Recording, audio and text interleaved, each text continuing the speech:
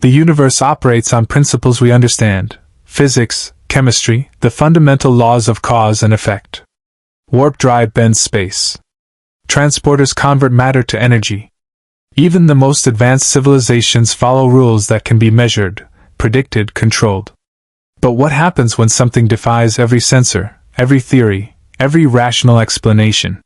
What happens when a warrior who has killed gods steps into a galaxy that believes gods are merely myths? The monastery of Boreth hung in space like a clenched fist of stone and metal, orbiting a world sacred to every Klingon in the Empire. For centuries, the clerics of this place had guarded the teachings of Kalas, performing rituals that promised visions of the greatest warrior who ever lived. High Cleric Kratos stood in the ancient chamber, its walls carved with battle hymns in Old Klingon, as 6 monks chanted around a circular platform inscribed with symbols predating the Empire itself. Candles flickered, real flame, not holographic simulation, casting shadows that danced across faces marked by ritual scars and warriors' pride. The prophecy speaks of Kalas returning in our darkest hour, Koroth intoned, his voice gravelly with age and blood wine. We call to him across the barrier between life and death, between this world and the next. The chanting grew louder. Energy crackled around the platform. Not the clean blue-white of a Federation transporter, but something older, rawer, pulsing with blood-red light that made the air taste like copper and ozone. The monks had performed this ritual 1,000 times. Always, they received visions. Sometimes whispers. Never this. The fabric of space screamed. Subspace tore open above the platform, a wound in reality that bled colors no Klingon had words for. Alarms shrieked throughout the monastery as gravitational fields went haywire. The carved stones cracked. One monk was thrown backward, skull cracking against the wall.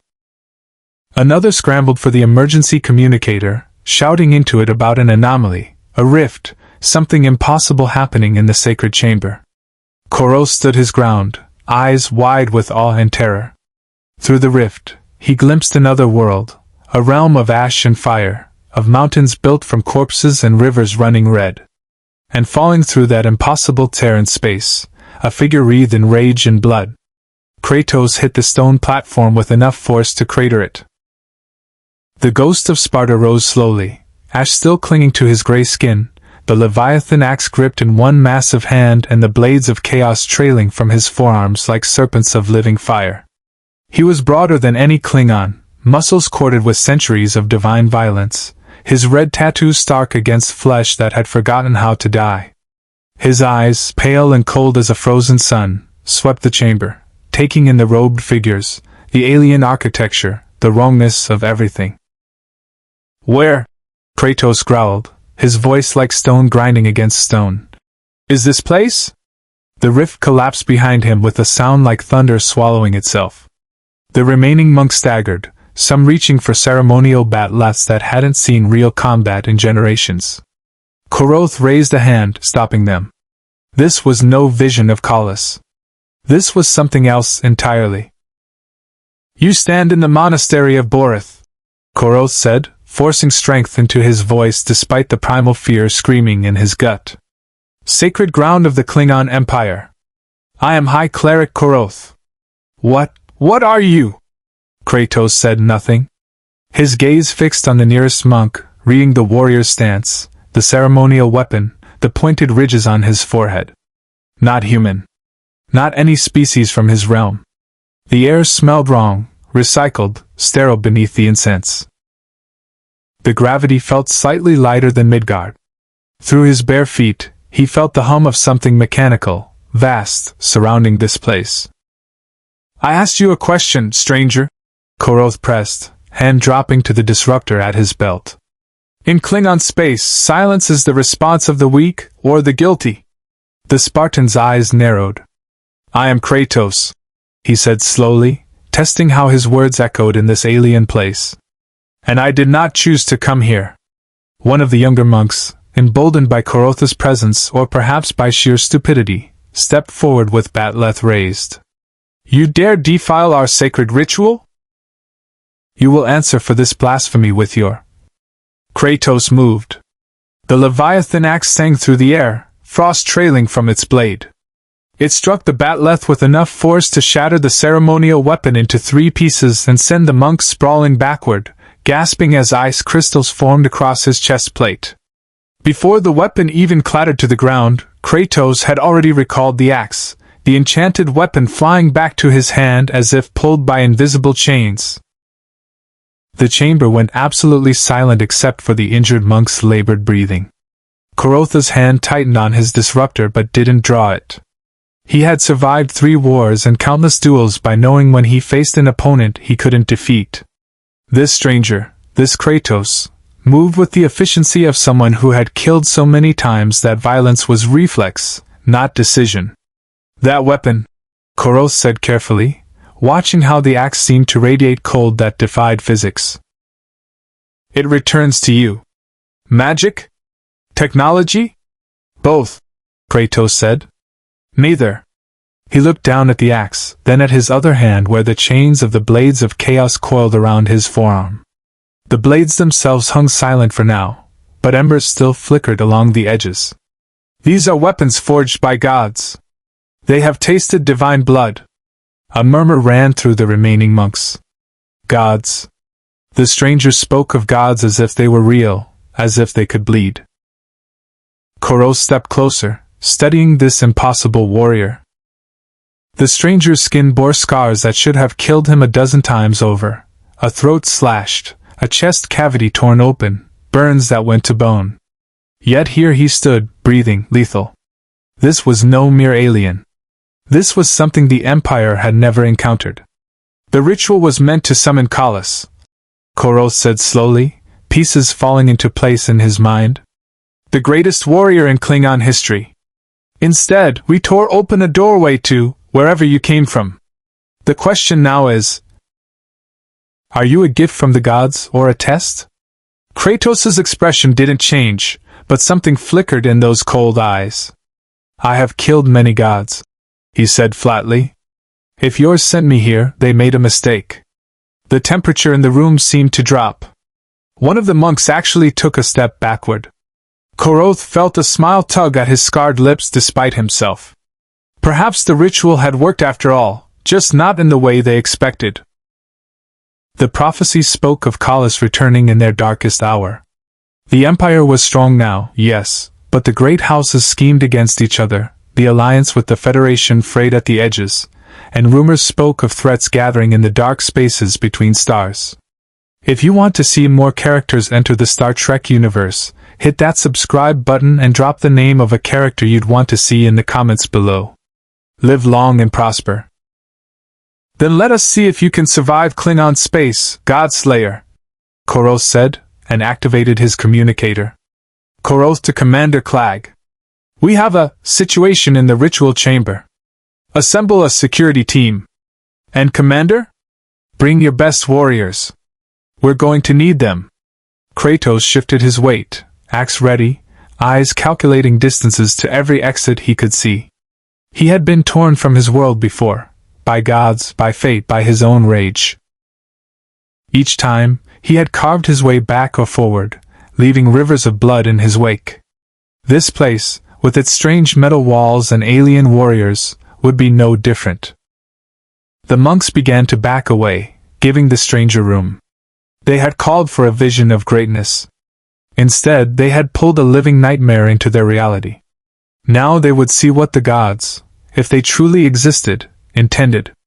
Kratos stood ready, alone in a universe he didn't understand, facing warriors whose language he barely spoke and whose honor he didn't yet comprehend. But he understood one thing perfectly: survival. And if these Klingon wanted to test him, he would teach them the same lesson he had taught Olympus, taught Asgard, taught every god foolish enough to stand in his way. Some lessons are written in blood. Commander Clag arrived with 12 warriors, each one a veteran of the Dominion War, each one bearing scars that told stories of survival against enemies who had nearly broken the Empire. They formed a semicircle around the ritual chamber's entrance, disruptors drawn but not yet raised, bat'leths held in ready positions that spoke of muscle memory and years of training. Clag himself was a mountain of a Klingon, his right arm a prosthetic replacement earned fighting Jem'Hadar shock troops, his face decorated with ridges that had been broken and healed so many times they formed a topographical map of violence. He stepped into the chamber and stopped. The stranger stood in the center of the cracked platform, surrounded by injured monks and shattered stone, and Klag's warrior instincts screamed danger with an intensity he hadn't felt since facing the Borg. This wasn't a man. This was a weapon that happened to have a heartbeat. "High Cleric Koroth," Klag said, eyes never leaving Kratos. "You summoned me to deal with a security threat. This appears to be one individual. Explain why you needed my entire combat team." "Watch," Koroth said simply. He picked up a piece of the shattered bat'leth and tossed it toward Kratos. Not an attack, just a test. The stranger's hand snapped out with serpent speed, catching the metal fragment mid-air. Then, without apparent effort, he crushed it. The ceremonial blade, forged from compressed tritanium alloy, crumpled like wet parchment in his grip. He opened his hand and let the twisted metal clatter to the floor. One of Klag's warriors, a young lieutenant named Davik, laughed, a short, barking sound of genuine appreciation. "By Khalas, he has strength. Perhaps we have finally found a worthy sparring partner." "Stand down, Davik," Klag ordered, but his eyes gleamed with the same appreciation. The Empire respected many things, but strength most of all. "Stranger, I am Commander Klag of the IKS PAG. You have appeared on Boreth through means we do not yet understand, displaying abilities our sensors cannot classify. Standard protocol requires I detain you for questioning until we determine whether you pose a threat to the Empire." Kratos's grip tightened on the Leviathan axe. "I pose a threat to anyone who tries to cage me." The words were simple, factual, delivered without bravado or anger. Somehow that made them more terrifying. "Then we have a problem," Klag said, and his warriors tensed. "Because I have my orders, and I follow them unto death. The question is, how many Klingon will die before you fall? Because fall you will. Eventually. You believe that?" Kratos observed, studying the commander's stance. This one was different from the monks, a true warrior, not a ceremonial priest playing at combat. The scarring, the prosthetic, the way he distributed his weight. This one had survived when others died. "You have fought gods? We have fought the Borg," Klag replied. "Beings who turn warriors into mindless drones, who adapt to every weapon, who cannot be reasoned with or intimidated. We have fought the Dominion, who sent armies of genetically engineered soldiers addicted to a drug that made them fearless unto death. We have stared into the void and refused to blink." He raised his bat'leth slightly. "So yes, stranger who claims to kill gods, we believe we can stop you. The only question is cost." Kratos considered this. In his experience, warriors who boasted died quickly. Warriors who calmly calculated the price of victory tended to survive. This Commander Klag reminded him of certain Spartans, the ones who had lived long enough to know that glory was meaningless if you were too dead to claim it. "I do not wish to kill you," Kratos said finally. "I wish to understand where I am, how I came here, and how to return to where I belong." Koroth stepped forward, sensing an opening in the standoff. "Then let us speak as civilized beings rather than enemies. You claim the ritual pulled you from another realm. Our sensors detected a subspace rupture unlike anything in Imperial records, dimensional rather than temporal. You are not from this universe. Dimensional travel," Kratos repeated slowly, testing the concept. He had walked between realms before, Hell, Jotunheim, Midgard, the spaces between worlds where forgotten gods rotted. But this felt different. The very air tasted wrong, hummed with energies his divine senses couldn't classify. "Your people understand such things? Our scientists study many phenomena," Klag said. "But dimensional barriers are theoretical. We have encountered temporal anomalies, parallel timelines created by chronoton particles, even beings like the prophets who exist partially outside linear time. But a complete tear between dimensions?" He shook his head. That requires power we don't possess. Yet you tore me through, Kratos said, looking at Koroth. The High Cleric spread his hands. The ritual of Kalas is ancient, passed down through generations. We chant the words, we offer the blood sacrifice, we open our minds to visions of the honored dead. Never has it done this. He gestured to the ruined chamber, the collapsed rift, the stranger who should not exist. Unless what? Clag demanded. Unless the ritual was never meant to summon visions, Koroth said slowly, his eyes widening as pieces fell into place. Unless it was always meant to tear open doorways. Unless our ancestors, thousands of years ago, had access to dimensional travel and disguised it as religious ceremony so the knowledge wouldn't be lost. One of the warriors, an older female with a scar bisecting her face, whistled low. That would mean every vision our clerics have received was possibly real, Koroth finished. Glimpses of other dimensions, other realities, interpreted as messages from the afterlife because we couldn't comprehend the truth. Kratos listened to this exchange, parsing meaning from context and tone. These Klingons spoke of science the way philosophers spoke of reason, as if the universe could be understood through measurement and theory. In his experience, the universe was chaos held together by the will of gods and the violence of mortals. Yet he had seen Sindri's magic explained through realms and convergences. Perhaps these people simply used different words for the same truths. If your ritual brought me here, Kratos said, focusing on what mattered, then it can send me back. Perhaps, Koroth admitted. But it took 6 clerics chanting for 3 hours to create the rift, and we have no way to target a specific dimension. You could end up anywhere. Or nowhere. Dissolved in the space between realities.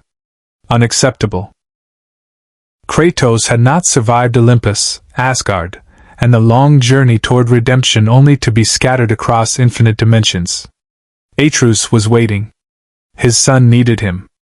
That simple fact anchored him, kept the rage from consuming everything. Then I will remain, Kratos decided. Until you find a way. Remain as what? Clag asked pointedly. Prisoner? Guest? Weapon? The Spartan's eyes hardened. I am no one's weapon. Not anymore. Commander Clag, one of the warriors interrupted, touching his communicator. The PAG is picking up increased subspace distortion around the monastery. Whatever that rift did, it's left residual effects. And, he paused, listening to the transmission. Sir, there's a Federation starship approaching. The USS Defiant. They're hailing us. Clag cursed in Old Klingon. Of course they are.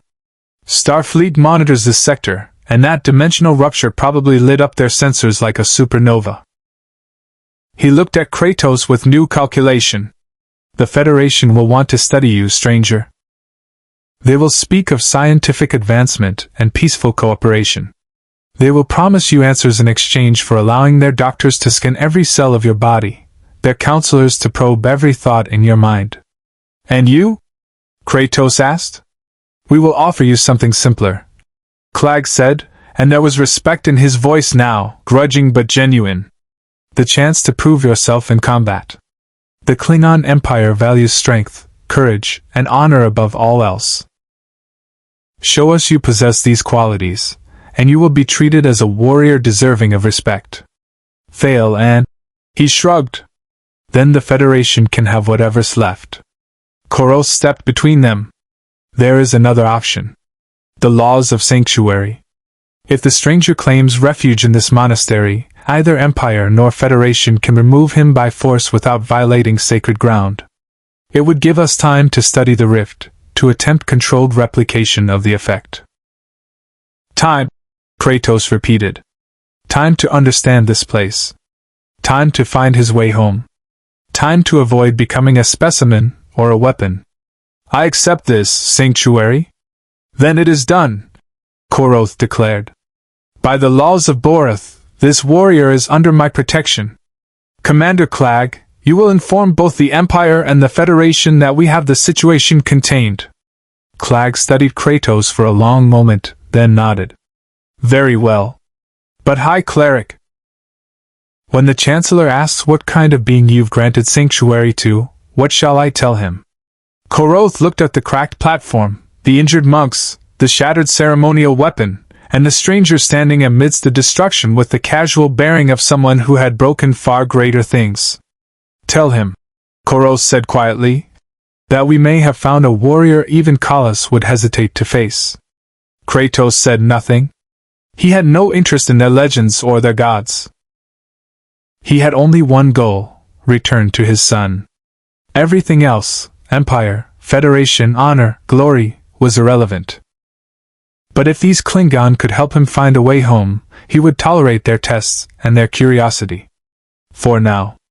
Outside the monastery, in the cold vacuum of space, the IKS Pag and the USS Defiant moved into orbit, two predators circling a prize neither fully understood. And in the ritual chamber, a warrior who had killed gods stood in a universe that believed gods were merely stories, waiting to see which would break first, his patience or their understanding. Captain Benjamin Sisko stood on the bridge of the USS Defiant, his hands clasped behind his back as he studied the view screen.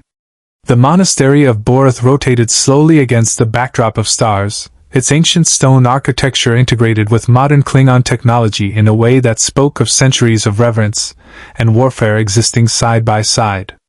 Behind him, the bridge crew worked with quiet efficiency. Worf at tactical, Dax at the helm, O'Brien monitoring the sensor readings that had brought them here in the first place. Chief, Sisko said, his voice carrying the calm authority that had seen him through the Dominion War. What exactly are we looking at? Miles O'Brien tapped at his console, frowning at the data streaming across his screen.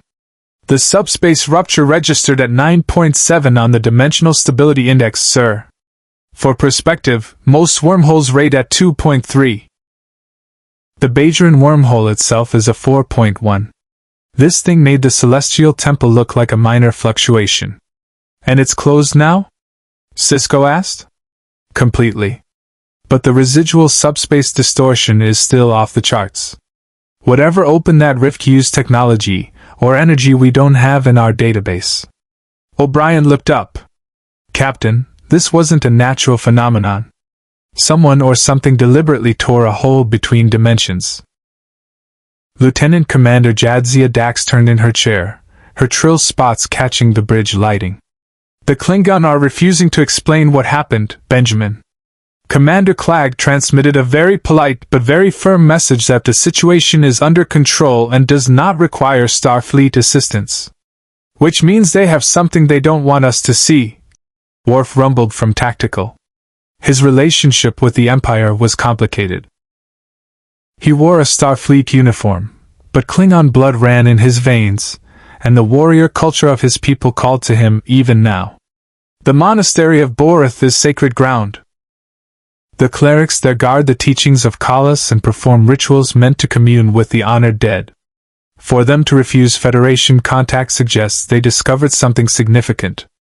Sisko considered this. The alliance between the Federation and the Klingon Empire had survived the Dominion War, but it remained fragile, built on mutual respect and the understanding that both powers needed each other. Pushing too hard on matters the Klingon considered internal could fracture that alliance. But a dimensional rupture of this magnitude couldn't be ignored, not when it could represent a threat to the entire quadrant. Hail them again, Sisko ordered. But this time, asked to speak directly with High Cleric Koroth. Religious leader to religious leader. Dax raised an eyebrow but complied. A moment later, the weathered face of Koroth appeared on the view screen, his expression carefully neutral. Captain Sisko, Koroth greeted. The Defiant's reputation precedes you.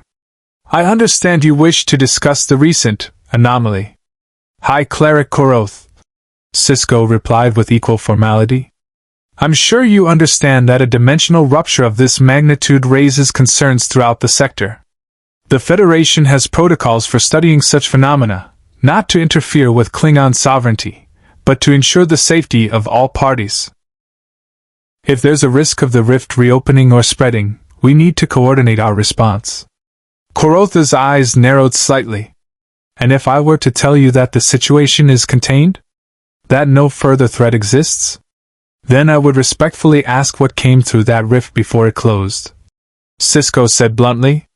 Because our sensors detected a mass displacement consistent with a large object or being transitioning from one dimension to another. Something arrived on Boreth, High Cleric. And if it poses a danger to either our peoples, we have a responsibility to address it. Behind Koroth, Sisko could glimpse the interior of the monastery, stone walls, flickering candles, and shadows that moved with deliberate purpose. Finally Koroth spoke. What came through the rift is a warrior, he said carefully. A being from another dimension who did not choose to come here and seeks only to return home. He has claimed sanctuary under ancient Klingon law. To violate that sanctuary would dishonor both him and this monastery. Worf stepped forward, his interest clearly piqued. A warrior? What species? What capabilities? Unknown species, Koroth admitted. As for capabilities, he moves faster than our security scanners can track. He possesses strength sufficient to crush tritanium alloy with his bare hands. He carries weapons that appear to be both technological and mystical in nature. One radiates extreme cold, the other extreme heat, and both return to his hands when thrown as if bound by invisible force. O'Brien whistled low. That's not technology. That's something else entirely. He claims to have killed gods. Koroth continued, and something in his voice suggested he believed it.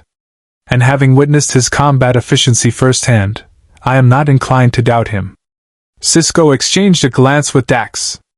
In their years exploring the galaxy, they had encountered beings of immense power, the prophets, species capable of manipulating reality itself. But those entities existed on a level beyond conventional understanding. A physical warrior who claimed to kill gods was something different entirely. High Cleric, Sisko said slowly, I'm not asking you to violate sanctuary. But if this being is as powerful as you suggest, the Federation has a vested interest in understanding what we're dealing with. Perhaps we could arrange a meeting? Neutral ground, diplomatic protocols, no coercion? The warrior, Kratos is his name, has no interest in diplomacy, Koroth replied. He seeks only a way home to his own dimension. He tolerates our presence because we may be able to provide that passage. He would likely view Federation involvement as an obstacle rather than assistance. Worf's jaw tightened. Then he understands the warrior's path. Direct action, clear objectives, no deception. The Klingon approach resonates with him, while Starfleet's methods would not. Mr. Worf, Sisko said quietly, a warning in his tone. I speak only truth, Captain, Worf replied. The Federation excels at many things. Exploration, scientific advancement, diplomatic resolution. But sometimes we overcomplicate matters that require simpler solutions. If this Kratos wishes to return home and the Klingon wish to study how he arrived, there is no conflict of interest. We should offer our assistance and respect his choice to accept or refuse it. Dax leaned back in her chair, a slight smile on her lips. Old man, I think Worf just suggested we treat this like adults instead of competing powers trying to claim a prize. The Trill's wisdom serves her well, Koroth said from the view screen, and there was approval in his voice. Captain Sisko, I will extend your offer to Kratos. If he wishes to meet with you, I will facilitate it under strict conditions. No weapons, no attempt at containment, no medical scans without explicit consent. If he refuses, you will respect his decision and the laws of Sanctuary. Sisko nodded slowly. Agreed. And High Cleric? If we can help, if Federation science or resources can assist in returning this warrior to his home dimension, we'll provide them freely. No strings attached. This isn't about politics or territory. It's about doing what's right. Koroth studied Sisko for a long moment, then inclined his head. Your reputation for integrity appears well earned, Captain. I will convey your message. Kapla. The transmission ended. The bridge fell silent except for the ambient hum of the Defiance systems, the quiet throb of the warp core, the soft beep of sensor arrays, the subtle vibration that spoke of barely contained power ready to be unleashed at a moment's notice. "He's not going to accept," Worf said finally. "A warrior seeking to return home does not waste time with strangers who can offer only words and uncertain assistance." "Maybe," Sisko agreed. "But we made the offer. That's what matters." He turned to O'Brien. "Chief, I want continuous monitoring of the subspace distortion around Boreth. If there's any sign of the rift reopening or expanding, I want to know immediately." "Aye, sir." "Dax, maintain orbit but keep us at a respectful distance. We're observers, not occupiers." "Understood." Sisko settled into his command chair, his mind already working through possibilities and contingencies. A warrior who killed gods. Weapons that defied conventional physics.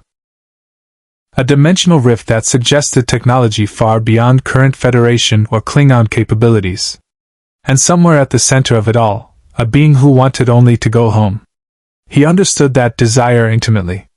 After Jennifer's death, he had wanted nothing more than to escape the universe that had taken her from him. Instead, he had found himself at Deep Space Nine, thrust into a role he hadn't wanted, becoming the emissary to beings who existed outside linear time. The prophets had taught him that sometimes the path home led through unexpected places. Perhaps this Kratos would learn the same lesson. On Boreth, in the quiet sanctuary of the ritual chamber, Koroth approached Kratos where the warrior sat cross-legged on the stone floor, examining the Leviathan axe with the focused attention of someone who knew their weapon as intimately as their own heartbeat. "The Federation captain wishes to meet with you," Koroth said without preamble. "He offers assistance in finding a way to return you to your dimension. No coercion, no imprisonment. Simply, help." Kratos didn't look up from the axe. "What does he want in return?" "He claims nothing. Says it is simply the right thing to do." Now the Spartan raised his eyes, and Koroth saw the deep skepticism there, the wariness of someone who had been manipulated by gods and kings and understood that gifts always came with hidden prices. "In my experience, those who claim to act from righteousness are often the most dangerous. They believe their cause justifies any action. The Federation operates on principles they call the Prime Directive," Koroth explained. "They do not interfere with the development of less advanced civilizations. They seek peaceful coexistence rather than conquest. They negotiate rather than dominate." "Weakness?" Kratos said flatly. "No," Koroth replied, surprising himself with the defense. "Different strength. The Federation has survived conflicts that would have destroyed most empires. Not through superior firepower alone, but through the loyalty of diverse species who choose to stand together. Even the Klingon Empire, which once viewed them as cowards, now calls them allies." Kratos considered this, his fingers tracing the runes carved into the axe's handle. "And you? What do you want from me?" "To understand," Koroth said honestly. "You claim to kill gods. The Empire abandoned belief in gods centuries ago, embracing instead the warrior's code. Honor, courage, loyalty to one's house. Yet you appear, carried by a ritual meant to summon visions of our greatest hero, wielding power that defies our understanding of physics. You are either proof that gods exist, or proof that there are forces in the universe even more terrifying than gods." "Gods exist," Kratos said quietly. "I have killed many of them. And you are right to fear what comes after." The temperature in the chamber seemed to drop. Koroth felt the weight of those words, the absolute certainty behind them, and understood that this warrior spoke from experience so vast and terrible that the Klingon Empire's 1,000-year history was a footnote by comparison. "Will you meet with the Federation captain?" Koroth asked finally. Kratos stood, the blades of chaos rattling softly against his forearms. "Yes," he said. "I will hear what he offers. But if he attempts to cage me, use me, or delay my return home." The unspoken threat hung in the air like frost. "Understood," Koroth said. I will make the arrangements. As the High Cleric left to contact the Defiant, Kratos returned his attention to his weapons, checking the balance of the axe, the tension in the chains of the blades. In every realm he had walked, politics and power played the same games with different words. These Klingon valued strength. This Federation valued principles. Neither truly mattered. What mattered was a truce. What mattered was home. Everything else was just obstacles to overcome. The meeting took place in a chamber halfway between the monastery's Sacred Heart and its orbital docking ports, neutral ground by any definition. Boreth had insisted on traditional Klingon hospitality protocols, which meant a circular table carved from a single piece of Boreth stone, chairs designed for warriors rather than comfort, and blood wine waiting in ceremonial chalices despite the fact that at least half the attendees wouldn't drink it. Kratos arrived first, flanked by two of Boreth's monks who kept respectful distance. The Spartan had refused any suggestion that he leave his weapons behind, and no one had been foolish enough to press the issue. He stood rather than sat, positioning himself where he could see all entrances, his back to nothing but solid wall. The Leviathan axe rested against his shoulder, casual but ready. The blades of chaos remained coiled at his forearms, dormant but never truly sleeping. Captain Sisko entered through the main corridor, accompanied by Worf and Dax. Commander Clag represented the Empire, his prosthetic arm gleaming in the chamber's dim lighting. The two groups regarded each other with the careful respect of predators acknowledging mutual threat. Then everyone's attention fixed on Kratos. Sisko had seen the sensor readings, read Boreth's descriptions, studied what little data the Klingon had shared. None of it prepared him for the reality. The warrior was massive. Not tall by some species standards, but built with such compact, brutal efficiency that he seemed to occupy more space than physics suggested. The gray skin, the red tattoo, the scars that told stories of violence beyond conventional warfare. And the eyes. Sisko had faced down Gul Dukat, negotiated with the Founders, been tested by Q himself. But those pale eyes held something different. Not malice, not madness, just a vast, cold certainty that this being had walked through hell Sisko couldn't imagine and emerged stronger for it. Kratos, Sisko said, inclining his head with genuine respect. I'm Captain Benjamin Sisko of the United Federation of Planets. Thank you for agreeing to meet. The Spartan said nothing, merely watched with the patience of someone who had learned that words often revealed more than people intended. Dax, with her centuries of Trill memories and experience reading alien body language, stepped forward with a slight smile. The strong, silent type.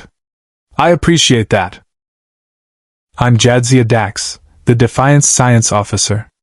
In one of my previous hosts, I studied dimensional mechanics. If we're going to help you get home, I'll need to understand the physics of where you came from. You cannot, Kratos said simply. The realms I know exist beyond your science. Gods shape reality there. Fate has weight. The laws you follow do not apply. O'Brien, who had joined via communicator link, spoke up from the Defiant. Captain, that's consistent with what we're seeing. The residual energy signature from the rift doesn't match any known subspace phenomenon. There are quantum fluctuations we can't classify, particle decay rates that violate standard models, and, I'm just going to say it, readings that suggest the tear went through more than 3 spatial dimensions. Worf stepped forward, and something shifted in his bearing. He wasn't approaching as a Starfleet officer now, but as a Klingon warrior addressing another warrior. You claim to have killed gods. In Klingon mythology, our ancestors slew their gods because they were more trouble than they were worth. We became a people who made our own fate through strength and honor. If your claim is true, then you understand what we value. Kratos' gaze settled on Worf, studying him with new interest. You are Klingon. But you wear their uniform. A nod toward Sisko. Why? Because strength without purpose is meaningless. Worf replied. The Federation gave me purpose beyond simple conquest. They taught me that honor can exist in exploration, in protecting those weaker than yourself, in choosing the difficult right over the easy wrong. Philosophy, Kratos said, and there was dismissal in his tone. I have heard gods speak of purpose and honor. Always, it served their interests, not those who followed them. The Federation is not gods. Sisko interjected. We're people. Flawed, mortal people trying to build something better than the sum of our individual species. We make mistakes. We argue. Sometimes we fail. But we keep trying because the alternative, endless war, exploitation of the weak, might making right, leads only to destruction. Kratos' expression didn't change, but his attention sharpened. You speak as if you have seen such destruction. I've lived it, Sisko replied, and his voice carried the weight of Deep Space Nine's darkest days. I fought in a war that killed billions. I've made choices that haunt me. Sacrifices that violated everything I believed in because the alternative was worse. I've stood in front of beings who could erase me from existence with a thought, and demanded they respect mortal life anyway. So yes, I understand destruction. And I understand why someone might want nothing more than to go home to the people they love. Something flickered in Kratos' eyes, recognition, perhaps, or the acknowledgement that this captain understood more than his soft words suggested. Clag crossed his arms, his prosthetic whirring softly. The Federation offers science and philosophy. The Empire offers something simpler. We recognize you as a warrior of considerable skill. Join us in studying the rift. If we can replicate the effect, we send you home. If we cannot, we offer you a place among our ranks, a ship, a crew, battles worthy of your strength. You would make me a weapon, Kratos said. We would give you enemies worthy of your skill, Clag corrected. The galaxy is not peaceful, no matter what the Federation wishes. The Romulans scheme in shadows. The Borg consume entire civilizations. Threats emerge from the darkness between stars. A warrior of your caliber would find no shortage of worthy opponents. And in return you claim my service. In return you earn glory and honor through combat, Clag said. Is that not what warriors do? Kratos was silent for a long moment. Then, I have earned enough glory to drown worlds in it. I have claimed enough honor to build mountains from the corpses of those who challenged me.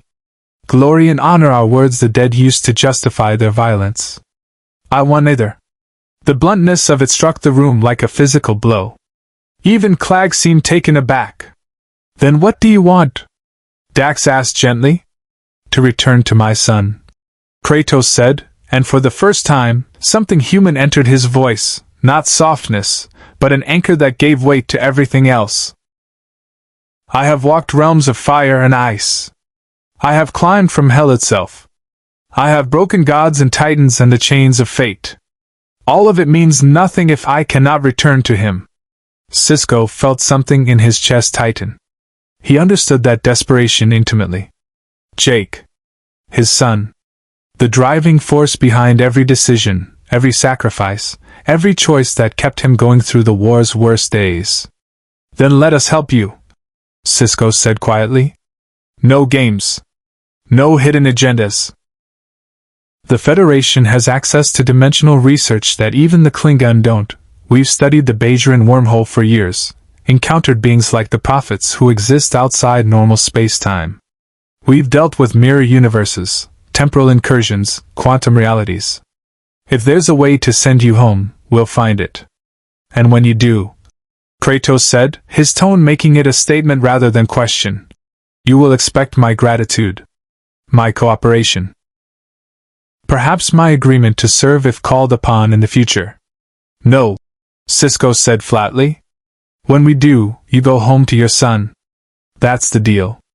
That's the only deal. Kratos studied him for a long moment, those pale eyes reading truth from deception with the skill of someone who had been lied to by the best. Finally he nodded, barely perceptible, but acknowledgement nonetheless. I will allow your scientists to study the rift, Kratos said. But I remain on Boreth under sanctuary. No Federation ship. No Klingon barracks. I will not be contained or controlled. Agreed, Koro said before anyone else could speak. The monastery remains neutral ground. Klag's jaw tightened, but he nodded. The Empire accepts these terms. But Kratos, know that Chancellor Martok has heard of your arrival. He will want to meet you personally. The Chancellor does not summon lightly, and he does not tolerate refusal. Then he will learn tolerance, Kratos said simply. The temperature in the room seemed to drop 10 degrees. Dax actually laughed, a genuine, delighted sound. Oh, I like him. Benjamin, we need to keep him around just to see Martok's face when he says that. Jadzia, Sisko said, but there was no real reproach in his voice. To Kratos, the Chancellor is a warrior of great renown. He earned his position through combat and political skill. Refusing his invitation would be unwise. I have refused the commands of Odin Allfather and Zeus of Olympus. Kratos replied. I have denied the Norns who weave fate itself. Your Chancellor, however formidable, is mortal. He will wait. Worf made a sound that might have been approval or might have been anticipation of the chaos to come. As a Klingon, he appreciated the directness. As a Starfleet officer, he recognized the diplomatic nightmare brewing. Sisko decided to change tactics. While our teams work on the dimensional problem, perhaps you'd be willing to share information about where you came from. Not as payment, just context. Understanding your realm's physics might help us calibrate our approach to reopening a stable rift. Kratos considered this. My realm has 9 worlds connected by Yggdrasil, the world tree. Travel between them requires bifrost bridges or other means. Gods and mortals coexist, though not peacefully. Magic and technology blend. Fate was once fixed, woven by the Norns, until I broke their loom and proved destiny could be defied. Dax's eyes widened. You broke fate itself? As in, literally altered the fundamental causal structure of your reality? Yes. That's... She trailed off, her multiple lifetimes of experience struggling to process the implications. That's impossible. That would require rewriting the quantum foundations of existence, retroactively altering probability matrices across. She stopped, seeing Kratos' expression. You don't care about the science, do you? I care that it worked, Kratos said. How it worked is irrelevant. O'Brien's voice crackled over the calm. Captain, if he's telling the truth. And the energy signatures we're detecting suggest he might be, then he's from a reality that operates on fundamentally different principles than ours. Trying to recreate the rift isn't just about finding the right frequency. We need to literally bridge 2 incompatible universal constants. Can it be done? Sisko asked. I don't know. Maybe. If we could study how the original ritual worked, if we could map the energy patterns, if we had more data on. Then get that data. Sisko ordered. Work with the Klingon science teams. Koroth, we'll need full access to the ritual chamber and whatever records you have on the ceremony that brought Kratos here. Agreed, Koroth said. Though I warn you, much of the ritual's knowledge is oral tradition, passed from cleric to cleric. We have writings, yes, but the true power lies in the chanting, the blood sacrifice, the focused will of those performing it. Blood sacrifice? Dax asked. Symbolic, Koroth clarified. A drop from each participant, offered to honor the dead. Though given what we accidentally accomplished, perhaps our ancestors meant it more literally than we realized. Kratos shifted slightly, and everyone's attention snapped back to him. This science and study will take time. How long? Days at minimum. Dax admitted. Possibly weeks. Dimensional mechanics aren't something we can rush. The Spartan's jaw tightened, but he nodded. Then I wait. But know this, every moment I remain here is a moment away from my son. Do not waste my time with delays or deceptions. Find a way to send me home, or I will find my own way. How? Klag asked, genuine curiosity in his voice. What method could you possibly? I have climbed from the underworld. Kratos interrupted. I have torn through the fabric of realms and walked roads no mortal should survive. If your science fails, I will carve my own path home. The universe will bleed if it must." Silence fell across the chamber. No one doubted he meant it literally. Sisko stood. "Then we'd better make sure our science succeeds." Meeting adjourned. "Chief O'Brien, coordinate with the Klingon Science Division. Dax, I want you on Boreth personally to oversee the research. Worf, you're with her. I suspect we'll need someone who understands both Federation protocols and Klingon honor to keep things civil." "Aye, Captain," they replied in unison. As the meeting broke up, Sisko approached Kratos one last time. "For what it's worth, I believe you. About your son. About what you've survived. And I give you my word, we will do everything in our power to get you home to him." Kratos studied the captain's face, reading the sincerity there. "You have lost someone," he observed. "My wife," Sisko said quietly. "Years ago. My son is all I have left of her. So yes, I understand what drives you." For the first time, something like respect entered Kratos's expression. Not friendship, not trust, but acknowledgement that this captain knew the weight of loss and love. "Then work quickly," Kratos said, "before my patience runs out." As Sisko left the chamber, he couldn't shake the feeling that they had just made a deal with the force of nature barely contained in mortal form. The question wasn't whether Kratos would escape this dimension eventually. It was whether the Federation and Empire could help him before he decided to tear reality apart looking for his own solution. In the cold reaches of space beyond Boreth, sensors aboard a cloaked Romulan warbird recorded every word of the meeting. Commander Telek, of the Tal Shiar's Elite Intelligence Division, reviewed the data with growing fascination. A warrior who killed gods. Weapons that defied physics. Power that could potentially be replicated, controlled, weaponized. The Praetor would be very interested indeed. The ritual chamber had been transformed into a hybrid laboratory that would have horrified purists from both the Federation and the Empire. Klingon religious artifacts sat beside Starfleet tricorders. Ancient ceremonial torches flickered next to portable sensor arrays. Dax worked at a makeshift console, her fingers dancing across controls while simultaneously referencing a PDD covered in old Klingon script that Koroth had provided. Worf stood nearby, his presence serving dual purpose. Scientific consultant and deterrent against anyone who might object to Federation presence in a sacred space. Kratos sat cross-legged in the center of the platform where he had first arrived, motionless as stone, eyes closed. Dax had asked if he would meditate in the exact position of his arrival to help calibrate their instruments. He had agreed without argument, understanding the practical necessity even if the science meant nothing to him. "The energy signature is unlike anything I've seen," Dax murmured, studying the readings. "It's not subspace. Not quite hyperspace. The quantum fluctuations suggest 11-dimensional mathematics, but the decay rate is all wrong for standard M-theory predictions. Perhaps because it was not created through standard methods," Koroth offered. He stood at the chamber's edge, watching his sacred space invaded by technology with surprising equanimity.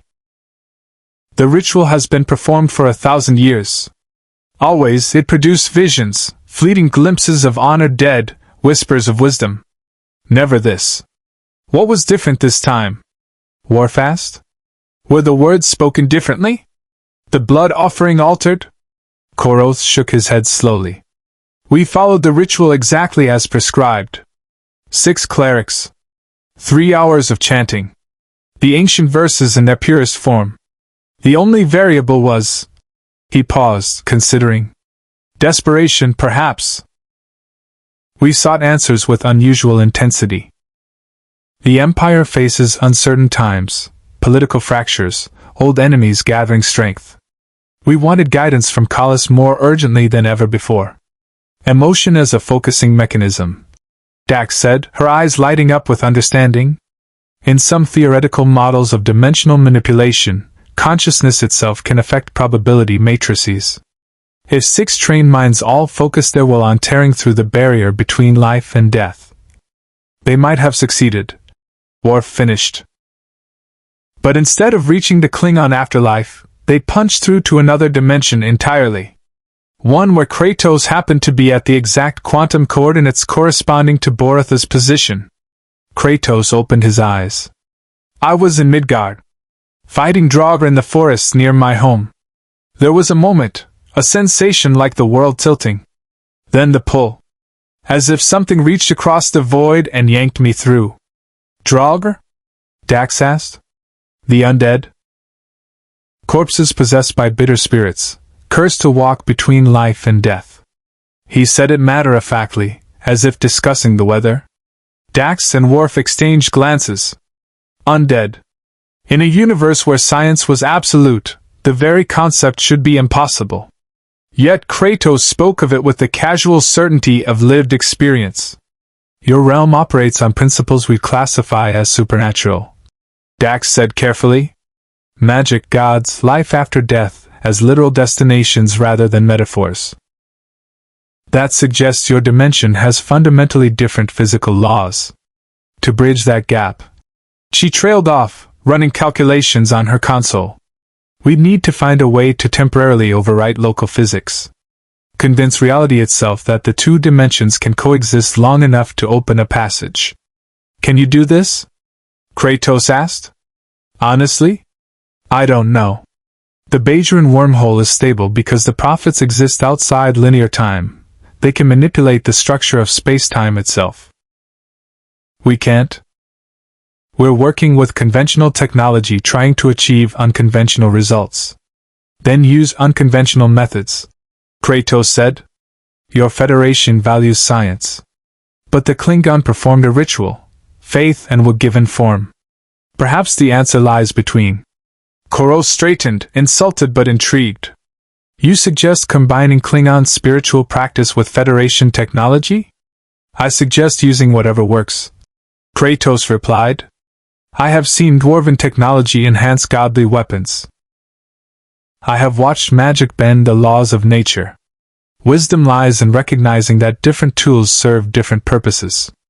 Worf's expression shifted to something approaching approval. A warrior adapts to the battlefield. If the enemy is dimensional barriers, we use whatever weapons can breach them. A proximity alarm chirped on Dax's console. She frowned, checking the reading. We have incoming. A Klingon battle cruiser just dropped out of warp. IKS Navar. That's the Chancellor's flagship. Koroth cursed in Old Klingon. Martok. I should have known he wouldn't wait for formal invitation. Moments later, the monastery's communication system activated. A deep, gravelly voice filled the chamber, authority wrapped in barely contained violence. High Cleric Koroth. This is Chancellor Martok. I am coming aboard your station. Prepare to receive me. It wasn't a request. Koroth activated the response channel. Chancellor, the monastery is under sanctuary protocols. Even you must request permission before. I am not coming to violate sanctuary. Martok's voice rumbled. I am coming to meet the warrior who refuses my summons. If he claims sanctuary, then I will meet him on neutral ground. But meet him I will. The channel closed before Koroth could respond. Kratos stood, his movement fluid despite his massive frame. This Chancellor. He is the leader of your people. The Klingon Empire's supreme commander. Worf confirmed. He earned his position through combat and political skill. Before becoming Chancellor, he was one of our greatest generals. He lost his eye fighting Jem'Hadar's shock troops. He has killed more enemies than most warriors ever face. And now he comes here, Kratos said. To test me or to recruit me? Possibly both, Koroth admitted. Martok respects strength above all else. Your refusal to answer his summons would have intrigued him. No one refuses a Chancellor's command and lives to speak of it. Then he has never met someone like me, Kratos said simply. Dax saved her data and stood. This could actually help our research. If Martok brought his science division, they might have resources we don't. The Navar is equipped with experimental subspace sensors developed during the Dominion War. Or he's here to claim Kratos as an Imperial asset. Worf said quietly. The Chancellor is honorable, but he is also pragmatic. A warrior of Kratos' caliber could shift the balance of power in the quadrant. Kratos' hand moved to the Leviathan axe. Let him try. 20 minutes later, Chancellor Martok strode into the ritual chamber flanked by 4 guards who moved with the precision of elite warriors. Martok himself was a wall of scarred muscle and bitter experience, his eye patch a mark of honor, his bearing that of someone who had clawed his way from the lowest houses to the highest throne. He stopped 3 meters from Kratos, studying the stranger with his one good eye. So, Martok said, his voice carrying the weight of command. You are the one who kills gods. I am the one who refuses summons from mortals. Kratos replied. A heartbeat of silence. Then Martok threw back his head and laughed, genuine, booming, appreciative. Ha! By Khalas, I like you already. Everyone else in this empire either grovels or plots my assassination. You simply refuse. Refreshing. I did not come to this realm to become part of your politics, Kratos said. No, you came because a dimensional rift deposited you here against your will. Martok agreed, his tone shifting to something more serious. And you wish only to return home to your son. I understand this. I have sons of my own. I would tear the galaxy apart to protect them. Kratos' expression didn't change, but he inclined his head slightly, acknowledgement of shared understanding. Martok circled slowly, like a predator assessing prey. I also understand that you possess combat skills that surpass anything the Empire has encountered. That you carry weapons which defy our science. That you claim to have killed beings we would call gods. He stopped, facing Kratos directly. I do not ask you to bow. I do not demand your service. But I propose an exchange. What exchange? Kratos asked warily. The Empire will dedicate its full resources to returning you home. Our best scientists, our most advanced technology, unlimited access to Imperial records on dimensional phenomena. Everything we have, focused on one goal, sending you back to your son. In return for what? Martok's scarred face split into a predatory grin. One battle. Fight beside me once, against an enemy worthy of your skill. Prove that the rumors of your capabilities are real. Then, when we open that rift and you step through, you will carry with you the knowledge that you stood with the Klingon Empire and found us worthy allies. And if I refuse? Kratos asked. Then the Federation will help you instead, eventually, perhaps, Martok said with a shrug. Their science is formidable but slow. They will debate ethics and protocols while you grow old waiting. The Empire offers speed and certainty. The choice is yours. Kratos looked to Dax, to Worf, to Koroth. He saw calculation, concern, and careful neutrality in their expressions. Then back to Martok. What enemy? Kratos asked. Martok's grin widened. That, he said, would spoil the surprise. The Romulan ambush came 3 days later, during a supply transport to Boreth. Kratos had spent those days watching Federation and Klingon scientists work in frustrated parallel, their methodologies clashing even as they claimed cooperation.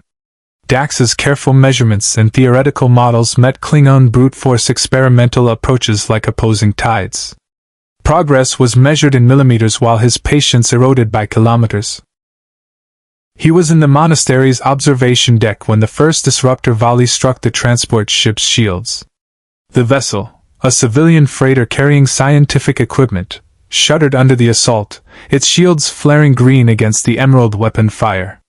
Through the viewport, Kratos saw the attackers decloak, 3 Romulan warbids, their predatory hull designs living up to their name. Sanctuary is violated! Korotha's voice boomed through the monastery's comm system. All personnel to defensive stations! But Kratos was already moving. He found Worf and Dax in the command center, both scrambling to coordinate defense. The monastery had shields and limited weapons, designed to deter raiders, not repel a coordinated Romulan assault.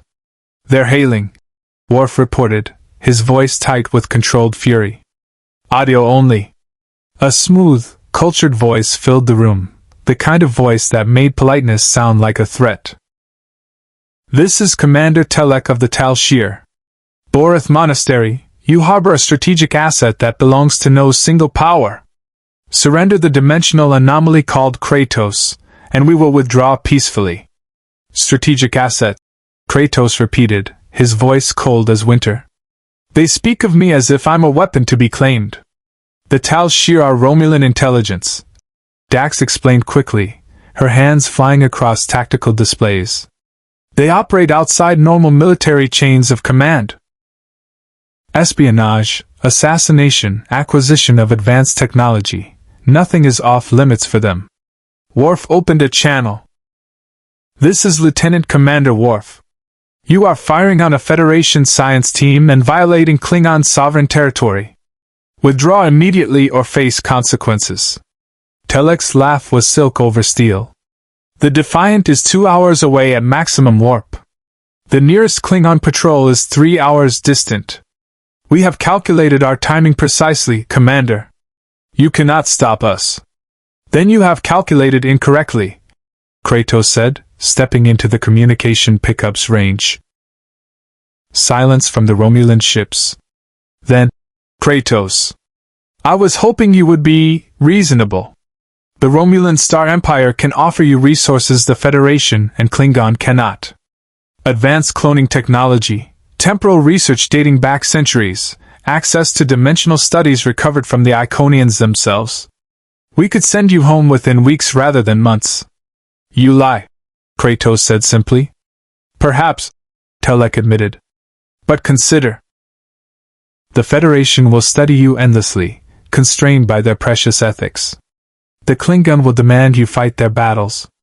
We ask only that you cooperate with our research. A small price for guaranteed passage home."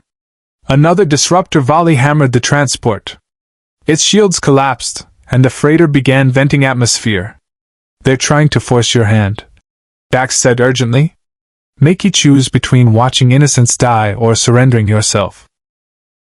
Kratos watched the dying ship through the viewport, watched escape pods launching into space where Romulan tractor beams caught them like flies in a web. Civilians. Scientists. People who existed at the periphery of this conflict, swept up in forces they couldn't control. He had seen this before. Innocent lives leveraged as weapons against him. Gods and kings playing games with mortal pieces. "How do I reach their ships?" Kratos asked. Worf blinked. "Reach them? They're in space. You can't." "Transporter," Dax said suddenly, understanding dawning in her eyes. "You want us to beam you directly onto a Romulan warbird?" "Yes." "That's suicide," Worf protested. "Even if we could penetrate their shields, which we can't, they'd flood the compartment with Neurazine gas the moment you materialized. Or vent you into space. Or, I have fought in the void between realms," Kratos interrupted. "I have breathed the ash of Muspelheim and the frost of Helheim. Their gas will not stop me. Their vacuum will not kill me. Send me to their ships, and I will end this." Dax and Worf exchanged glances. The plan was insane. It violated every Starfleet protocol, every tactical doctrine.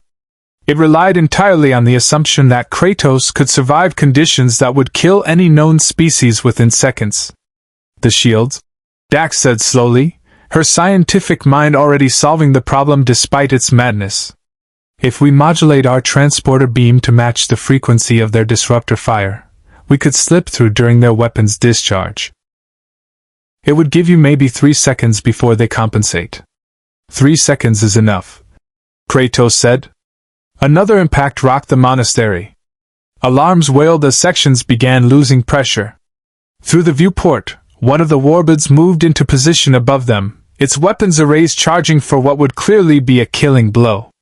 "Telek is giving us 30 seconds to comply," Koroth reported, listening to the Romulan transmission. "After that, he destroys the monastery section by section until we surrender you." Kratos looked at Worf. "You are Klingon. You understand what must be done." Worf's jaw tightened. As a Starfleet officer, he should refuse. As a Klingon, he knew exactly what Kratos was asking. Sometimes the warrior's path required accepting terrible options to prevent worse outcomes. Jadzia, Worf said quietly. Prepare the transporter.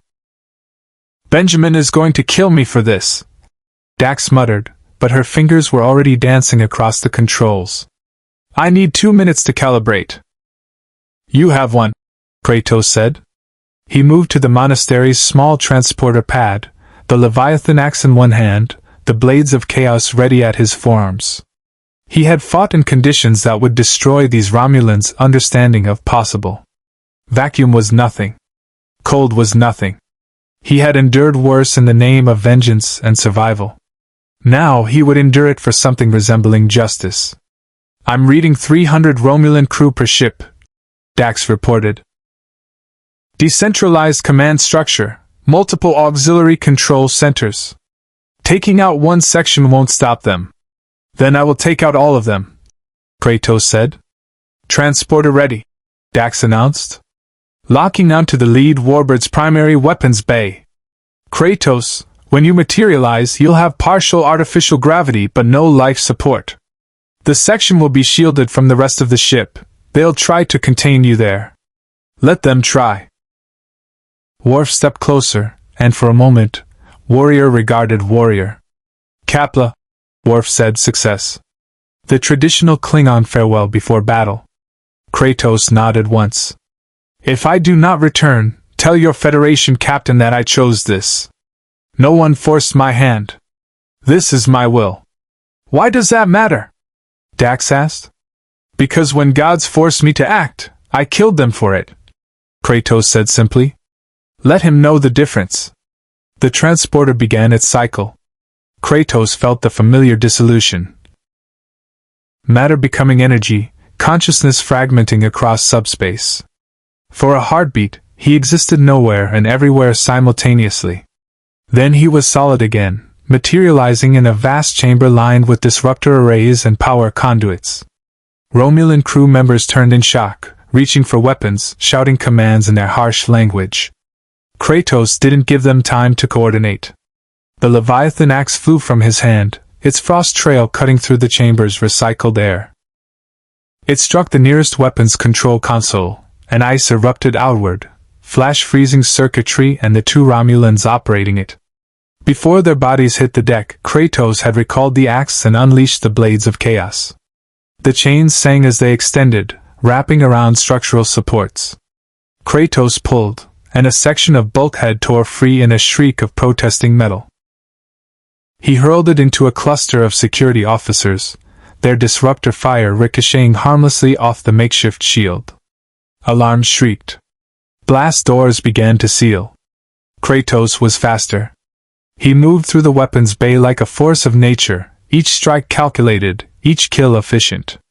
The Romulans had expected many things, perhaps a prolonged firefight, perhaps negotiation, perhaps even suicide. They had not expected a warrior who fought like he had been killing since before their star empire existed. Because he had. Telek's voice crackled over the ship's internal calm, speaking in Romulan. Kratos didn't understand the words, but he recognized the tone, shock transforming into fear transforming into desperate commands. Good. Let them fear. Let them understand what it meant to threaten those under his protection, however temporary that protection might be. The Ghost of Sparta carved his way toward the bridge, leaving a trail of frozen corpses and burning metal in his wake. And in the monastery, Dax and Worf watched their sensors with something approaching awe as a single life sign blazed through the warbird like a star going nova. Remind me, Dax said quietly. Never to make him angry. Worf said nothing. He simply watched, and in his warrior's heart, he felt something very much like pride. The Romulan warbird's bridge became a tomb in less than 30 seconds. Kratos materialized in the command center's heart, exactly where Dax had calculated, between the tactical station and the main view screen. Commander Telek stood at the center platform, his posture rigid with surprise quickly masked by training. Around him, junior officers reached for weapons with the synchronized efficiency of Tal Shiar operatives. Fascinating, Telek said, his voice maintaining its cultured calm despite the impossible warrior who had just appeared on his bridge. You've mastered our shield frequencies already. The Federation teaches well. Kratos didn't answer. The Leviathan axe hung ready in his hand, frost already forming on the deck plating beneath his feet. His eyes swept the bridge. 12 crew members, multiple exit points, the soft glow of warp core readouts indicating the ship was maintaining position above Boreth. Calculating. Always calculating. Kill him, Telek ordered. Disruptor fire erupted from 3 directions simultaneously. Kratos moved, not with the desperate scramble of someone dodging death, but with the practiced efficiency of someone who had faced weapons for centuries. The blast scorched air where he'd been standing. His axe flew, trailing ice crystals, and struck the primary weapons console. The frost explosion wasn't just cold, it was absolute zero given physical form, flash-freezing circuitry and the 2 Romulans operating it into green-tinted statues. Before the axe even returned to his hand, the blades of chaos were already in motion. The chains extended with serpentine grace, wrapping around a support beam overhead. Kratos yanked, and his body launched upward as more disruptor fire tracked his previous position. He twisted mid-air, the blades redirecting, and came down on the tactical station with enough force to crater the console. The officer there barely had time to scream before the Spartan's fist connected with his skull, the impact echoing like a dull gong. "Seal the bridge!" Telek commanded, backing toward his command chair. "Ventha!" The Leviathan axe took him in the shoulder, not a killing blow, deliberately restrained. Telek gasped, stumbling, eyes spreading from the wound with agonizing slowness. Kratos was on him before the Romulan hit the deck, one massive hand gripping Telek's throat and lifting him like a child. "You're civilians!" Kratos growled. "Release them. Now." Telek's eyes watered from pain and cold, but his voice remained steady, the product of Tal Shiar conditioning that taught operatives to function through torture. "You cannot stop all 3 ships. Kill me, and my second-in-command continues the mission. This changes nothing." Kratos's grip tightened fractionally. "You believe that gives you leverage. It does not. Your death means nothing to me. But your survival." He twisted the axe, and Telek's scream was involuntary, animal. "That you will bargain for." Through the viewport, the other 2 warbids were adjusting position, their weapons arrays glowing as they locked targeting solutions on the monastery. Kratos could see it playing out, Telek's backup plan, the contingency for if the primary assault failed. They would destroy Boreth's shields, transport him directly to one of the other ships, sacrifice this vessel and its crew as acceptable losses. The Romulans had underestimated him. They all did, eventually. "Dax," Kratos said into his comm badge. "Can you transport me to the other ships?" A pause. Then her voice, tight with concentration. "If you give me 30 seconds to recalibrate." "You have 15. He released Telek, letting the wounded commander collapse to the deck. The remaining bridge crew had drawn back, disruptors aimed but fingers hesitant on triggers. They had watched their commanders capture with the dawning realization that conventional tactics meant nothing against this intruder. "Your commander gave you an order," Kratos said, addressing them directly. "Seal the bridge. Vent the atmosphere. Execute whatever protocol you believe will stop me." He raised the Leviathan axe. "But know that I have survived the vacuum between realms. I have breathed the ash of burning worlds and the frost of eternal winter.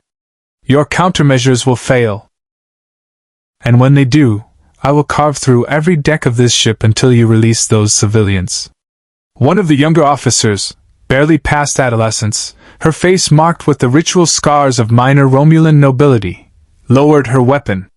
"Commander," she said quietly, "perhaps we should." Silence. Telek gasped, clutching his frozen shoulder.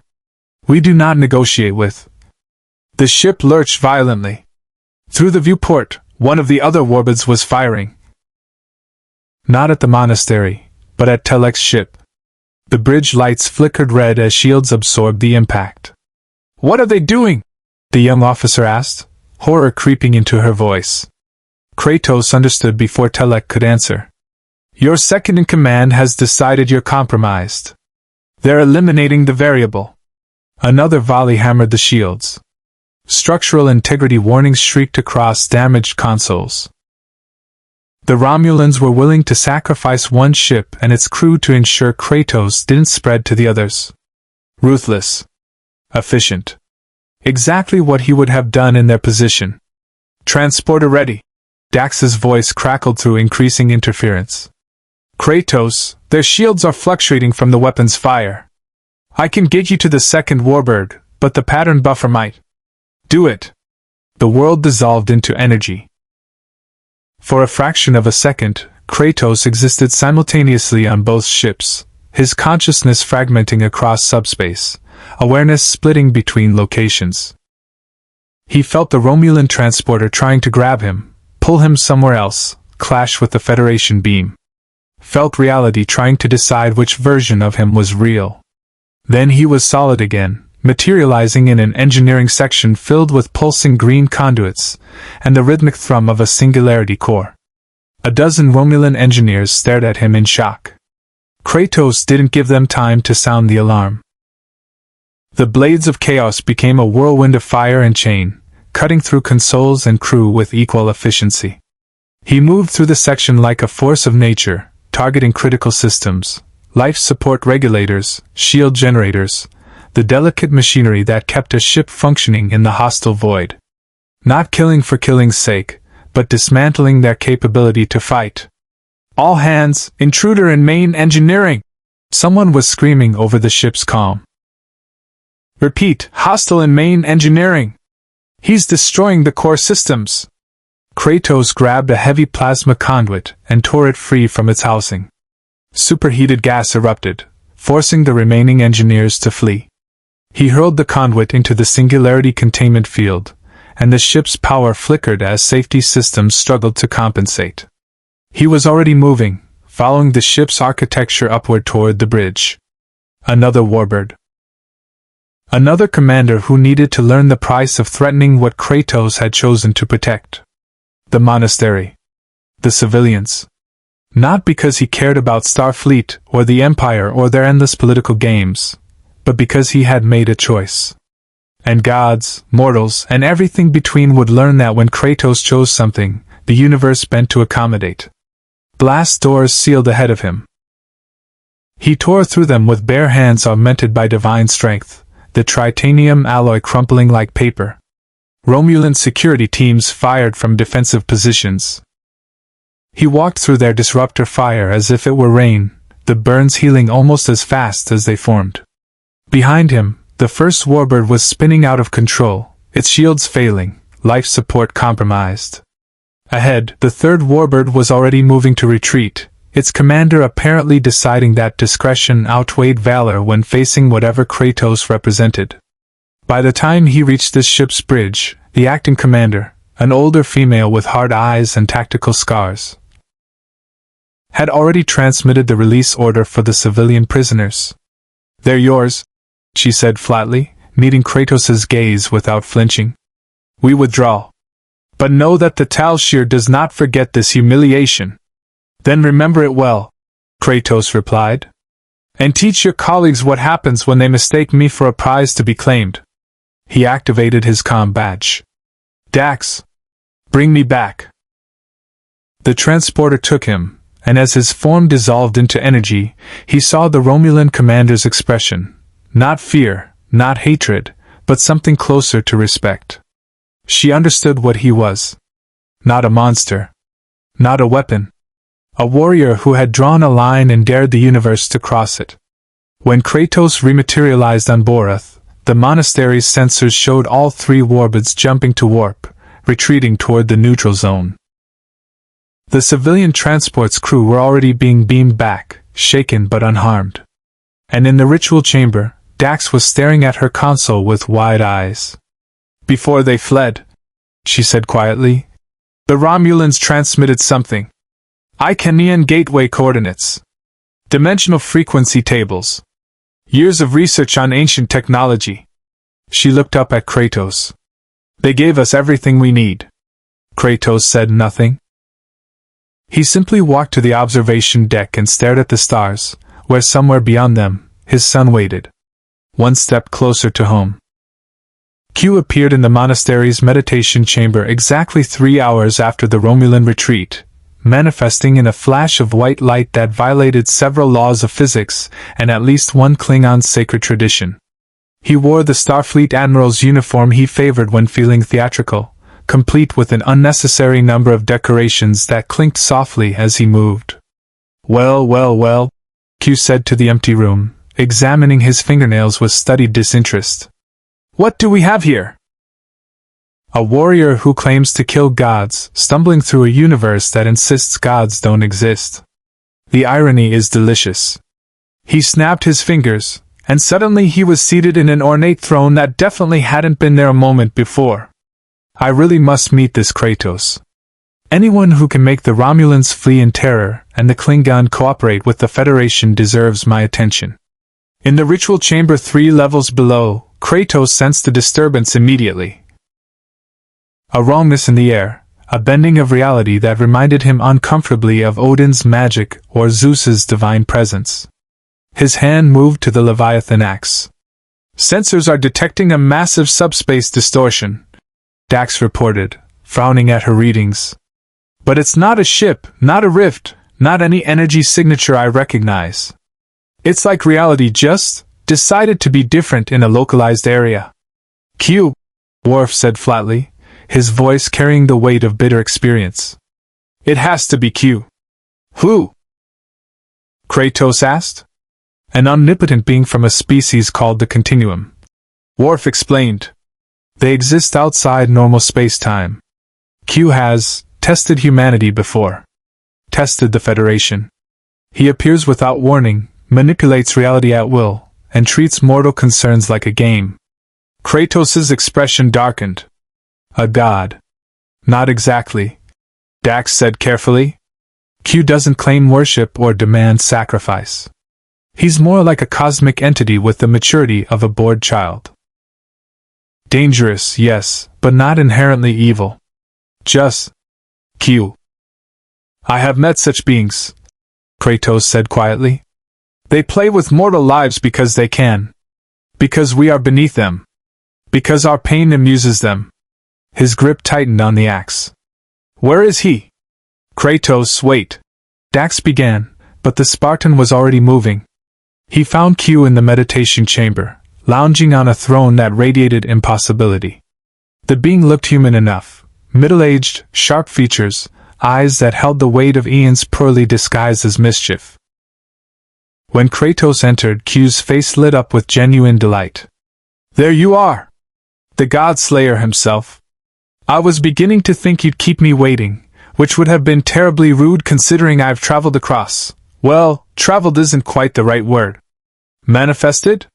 Chosen to exist here? The linguistics of omnipotence are so tedious. Kratos said nothing, simply studying Q with the focused attention he'd once given Zeus and Odin before killing them. Oh, don't give me that look, Q said, waving dismissively. I know what you're thinking. Here's another arrogant deity who needs to learn humility through violence. How tiresome. I assure you, I'm nothing like the gods you've killed. For one thing, I'm actually omnipotent, not just very powerful and pretending. Prove it, Kratos said. Q snapped his fingers. The universe inverted. Suddenly Kratos stood in a void of absolute white, stretching infinitely in all directions. No walls, no floor, no sky, just endless emptiness that somehow supported his weight. Q stood before him, unchanged, while behind the being appeared visions. Kratos saw himself in 1,000 different moments, standing over Zeus's corpse on Olympus, cradling Atreus in the forests of Midgard, climbing from hell's frozen depths, fighting through the temple of Pandora. Each image perfect, each memory exact, pulled from his mind or from reality itself. You've killed quite a lot of gods, Q observed conversationally, gesturing at the cascade of carnage. Ares, Athena, Zeus, Poseidon, Hades, the entire Greek pantheon, really. Then you moved on to Norse mythology. Baldur, Magni, Modi. You even killed the Fates themselves, which I must admit showed remarkable initiative. He turned to Kratos with genuine curiosity. Tell me, what does it feel like? To end beings who shaped reality?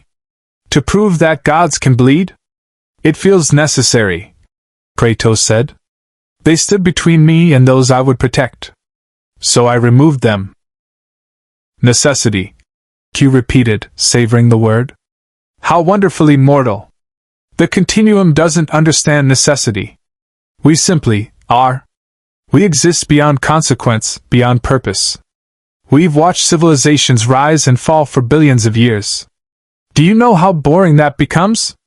Another snap, and they were standing on a recreation of Olympus.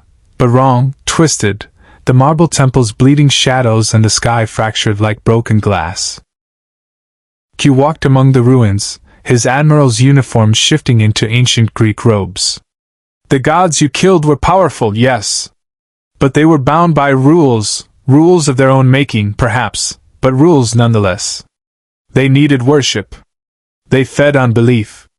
They existed within a system, however vast. Q turned, and his eyes held something almost like pity. I am the system, Kratos. I don't exist within reality. Reality exists within me. So when you look at me and see another arrogant deity who needs killing, understand, I'm not a god. I'm the space between gods. The question mark after existence. The cosmic joke that doesn't need a punchline. Then why are you here? Kratos asked. The illusion shattered, and they were back in the meditation chamber. Q's throne had vanished, leaving him standing at eye level with Kratos, a gesture that felt deliberately chosen.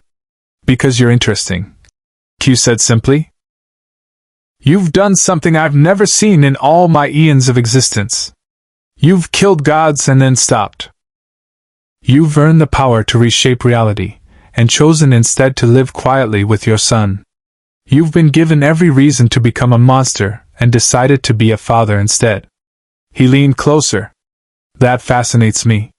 The continuum watches species evolve, watches them reach for transcendence or collapse into extinction. But you reached beyond godhood and chose to step back down. Why? Kratos met Q's gaze without flinching. Because power without purpose is emptiness. I know. I have lived it. I have been vengeance made flesh, rage given divine form. And when I finally stood atop Olympus with every god dead beneath me, I felt nothing. Victory was ashes. Glory was meaningless. The only thing that mattered was what I had lost, my humanity, my family, my choice. And now you want to return to that choice, Q said quietly. To your son. To the life you've built from the rubble of the old. Yes. Q was silent for a long moment, studying Kratos with an intensity that suggested genuine thought rather than theatrical performance. Finally, he spoke. I could send you home right now. Snap my fingers, and you'd be back in Midgard with Atreus, as if none of this ever happened. I could erase your time here from existence, rewrite causality itself to ensure you never left. Kratos felt his heart clench, hope and suspicion warring. Why would you do this? Because I'm curious what you'd choose. Q smiled, but there was no mockery in it. You see, the continuum has been debating humanity's potential for millennia. Some of us think you're fascinating. Others think you're dangerous. A few think you're both. I've tested Captain Picard, tested humanity's capacity for growth. But you're not human, not really. You're something else. Something that bridges the gap between mortal and divine. I want nothing to do with your tests, Kratos said. I know. That's what makes you perfect for one. Q's expression shifted, becoming serious in a way that felt genuine. Here's my offer, godslayer. I will send you home. No tricks, no conditions, no hidden prices. But first, you face one challenge. One opponent I choose, in conditions I set. Win, and you return to your son immediately. Lose, He shrugged.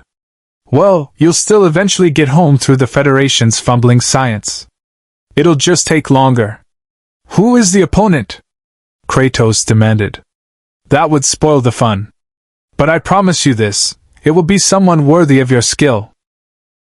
Not a test of brute strength, but of what you've become since Olympus burned. Kratos wanted to refuse. Every instinct screamed that this was manipulation, that Q was playing games with his desperation like gods had done throughout his existence. But he also understood something crucial. Q wasn't lying about his power. If the being truly was what he claimed, then fighting him would be futile. And if Q genuinely offered a faster path home. When? Kratos asked. Now, Q said, and snapped his fingers. The monastery vanished. Kratos found himself standing in an arena of pure white, circular, perhaps 100 meters in diameter. The floor was solid but featureless. Above, the sky was a swirling kaleidoscope of colors that hurt to look at directly, reality itself bent into art. Across from him stood his opponent, Worf. The Klingon warrior looked as surprised as Kratos felt, his hand instinctively moving to where his bat'leth should have been. He found it there, manifested along with full combat armor. Kratos noted the Leviathan axe remained in his grip, the blades of chaos still at his forearms. What is this? Worf demanded, his voice echoing strangely in the impossible space. Q's voice responded from everywhere and nowhere. A test. Kratos claims to have evolved beyond simple violence. Worf represents the perfect warrior culture, honor, discipline, strength tempered by principle. Fight until one yields or falls. No death. I'm not that cruel. But show me what you've truly learned, godslayer. Show me if you're worthy of the peaceful life you claim to want. Worf's expression hardened. He understood immediately, this wasn't about killing. It was about philosophy made physical. Klingon honor versus Spartan pragmatism. The warrior who embraced his culture versus the warrior who destroyed his own pantheon. I do not wish to fight you, Kratos said. Nor I you, Worf replied. But Q has left us little choice. And perhaps... He raised his bat'leth into ready position. Perhaps this is a question worth answering. Kapla Kratos. The Spartan nodded slowly, understanding the inevitability. Q would not release them until this played out. And in truth, part of him was curious. How would he fight now, compared to who he had been? What had Atrus's influence truly changed? He raised the Leviathan axe. Two warriors, two philosophies, one impossible arena. And Q watched from beyond reality, smiling. They circled each other like planets trapped in mutual orbit, either willing to strike first. The white arena stretched endlessly around them, offering no terrain advantage, no environmental factors, just pure combat stripped to its essence. Worf moved with the disciplined grace of someone trained since childhood in the warrior's path. His bat'leth held perfectly balanced, weight distributed across both hands, ready to strike or defend in the heartbeat between thought and action. His breathing was controlled, his stance rooted in centuries of Klingon martial tradition. Kratos moved differently, economical, brutal efficiency born from lifetimes of violence. The Leviathan axe rested against his shoulder, deceptively casual. But his eyes tracked every micro-adjustment in Worf's posture, reading intent before action. Q wants a show, Worf said, his voice carrying across the distance. He wants to see philosophy clash. Honor against pragmatism. But I wonder, is that truly what we are? What do you mean? Kratos asked, still circling. You claim to have left behind the monster you were. I claim to have integrated my Klingon heritage with Starfleet principles. Worf's grip shifted slightly on the bat'leth. Perhaps we are not as different as Q believes. Perhaps we are both warriors who learn that strength without purpose is meaningless. Kratos considered this. You fight for your federation. For principles you believe transcend individual glory. I fight for my son. For the family I have built from the ashes of the one I destroyed. Different purposes. Same understanding. Then let us show Q what he does not expect, Worf said. Not a battle to the death, but a test of skill. A warrior's duel where respect matters more than victory. Before Kratos could respond, Q's voice echoed through the arena. Oh, how touching. Two warriors bonding over their shared enlightenment. But I'm afraid talking won't satisfy the terms. Someone must yield or fall. Those are the rules. Your rules, Kratos growled. My arena, my rules. Q agreed cheerfully. Now stop philosophizing and start fighting, or I'll make this interesting by adding environmental hazards. Perhaps gravity fluctuations? Temporal distortions? Ooh, I could summon copies of everyone you've killed to fight alongside me. Wouldn't that be delightful? Worf's jaw tightened. He will not release us until we comply. Then we comply, Kratos said. But on our terms. He moved. The Leviathan axe swung in a controlled arc, powerful but not murderous, testing Worf's defense rather than attempting to overwhelm it. The Klingon's batleth met it with a clang that echoed impossibly in the white void, deflecting the blow and countering with a strike aimed at Kratos's midsection. The Spartan twisted, letting the blade pass within centimeters of his torso, and brought the axe around in a return strike that Worf barely ducked. They separated, circling again, both having learned crucial information about the other's speed and technique. You hold back, Worf observed. As do you, Kratos replied. I am fighting a worthy opponent with respect, not an enemy to be destroyed. As am I. They clashed again, and this time the combat intensified.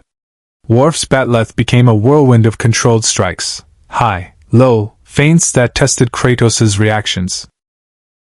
The Spartan met each attack with the axe, his divine strength restrained to match his opponent's considerable but mortal capabilities. Frost spread across the white floor where the Leviathan axe struck, creating patches of ice that both warriors had to navigate. Kratos unleashed the blades of chaos for the first time, the chains extending to create a web of fire that forced Worf to adjust his approach. The Klingon rolled beneath one blade, came up inside Kratos's guard, and slammed the batleth's pommel into the Spartan's ribs, not enough to seriously injure, but enough to prove he could reach vulnerable areas. Kratos grunted, impressed, and responded by catching Worf's next strike between the axe and one of the blade chains. They locked weapons, faces inches apart, both straining against the other's strength. You are skilled, Kratos said through gritted teeth. You are holding back far more than I am, Worf replied. I have seen the reports. You tore through Romulan warbits like they were paper. You could end this in seconds if you wished. And you could have aimed for lethal strikes instead of testing blows, Kratos countered. We are both warriors pretending to fight while actually measuring each other's character. Worf's lips twitched in what might have been a smile. Q wanted a philosophical battle. Perhaps he is getting one, just not the kind he expected. They broke apart, and immediately both warriors shifted tactics. This was no longer about testing defenses or probing for weaknesses. This was about demonstrating mastery, the difference between fighting to kill and fighting to prove skill. Worf launched into a traditional Klingon attack pattern, the batleth singing through the air in strikes that had been perfected over centuries. Each movement flowed into the next with the precision of ritual combat. Kratos watched, learned, and responded with techniques from his own lifetime of warfare. Spartan shield work adapted to the axe, movements that incorporated elements from Greek pankration, Norse berserker fury channeled into controlled aggression. The white arena became their canvas, ice and scorch marks painting a record of their exchange. They moved faster now, both understanding that Q demanded spectacle even if they refused to provide bloodshed. Then Kratos made a deliberate choice. He dropped the Leviathan axe. It clattered to the white floor, frost spreading from where it landed. Worf immediately stepped back, his batleth lowering slightly in confusion. What are you doing? The Klingon demanded. Teaching Q a lesson, Kratos said. He unwrapped the blades of chaos from his forearms and let them fall as well, the chains coiling like sleeping serpents. I have fought gods with these weapons. I have carved through pantheons and broken the foundations of reality. But the greatest battle I ever won was choosing to put them down." He stood unarmed, his hands open, facing Worf with complete vulnerability. "You want me to strike an unarmed opponent?" Worf asked, and there was offense in his voice. "That is without honor." "Exactly," Kratos said. "Q expects violence. Expects us to embody the warrior stereotypes he has constructed. But we are more than weapons and armor. We are choices made manifest. And I choose not to fight you, Worf, son of Mok. Not because I fear defeat, but because I respect what you represent." Worf stared at him for a long moment. Then, deliberately, he set down his bat'leth. "And I choose not to fight you, Kratos of Sparta. Not because Klingon honor demands I refuse to strike the unarmed, but because I understand what you are trying to prove. We are not Q's entertainment. We are warriors who have learned that sometimes the greatest courage is knowing when not to fight." Silence fell across the white arena. Then Q appeared between them, and for the first time since Kratos had met the entity, Q looked genuinely surprised. "Well," Q said slowly, "that was unexpected. I offer you immediate passage home, Kratos, and you refuse to fight for it? I create the perfect opponent, and both of you decline to provide the spectacle?" He looked between them with something approaching respect. "You've actually managed to surprise me. The Continuum will be fascinated. Send me home," Kratos said simply. "You promised. No conditions except that I face this challenge. I faced it. We both did. And we chose differently than you expected." Q studied him with those ancient eyes, and for a moment, the theatrical facade dropped completely. What remained was something vast and alien, considering implications that Kratos couldn't fully comprehend. "You know what this means, don't you?" Q asked quietly. "If I honor my word, and I will, because even the Continuum has standards, I'm admitting that mortal choice can surprise omnipotent expectation. That your free will trumped my cosmic understanding. Do you have any idea how philosophically unsettling that is?" "I do not care about your philosophy," Kratos said. "I care about my son." Q laughed, genuine, delighted laughter that echoed through impossible dimensions. "Of course you do. That's what makes you perfect." He snapped his fingers. "Very well, godslayer. You've earned your passage home. But before I send you back..." The white arena transformed. Suddenly they stood in the monastery's ritual chamber, exactly where they'd been before Q's intervention. Dax and Koroth were frozen mid-motion, caught in temporal stasis. Only Kratos, Worf, and Q existed in active time. "I want you to understand something," Q continued.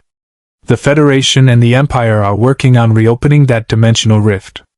With the Icenian data and their combined resources, they'll probably succeed. But it would take months. Maybe years. I'm offering you instant return. So here's my question. Do you trust them to eventually succeed, or do you accept my help now?" It was the final test, Kratos realized. The ultimate measure of what he'd learned.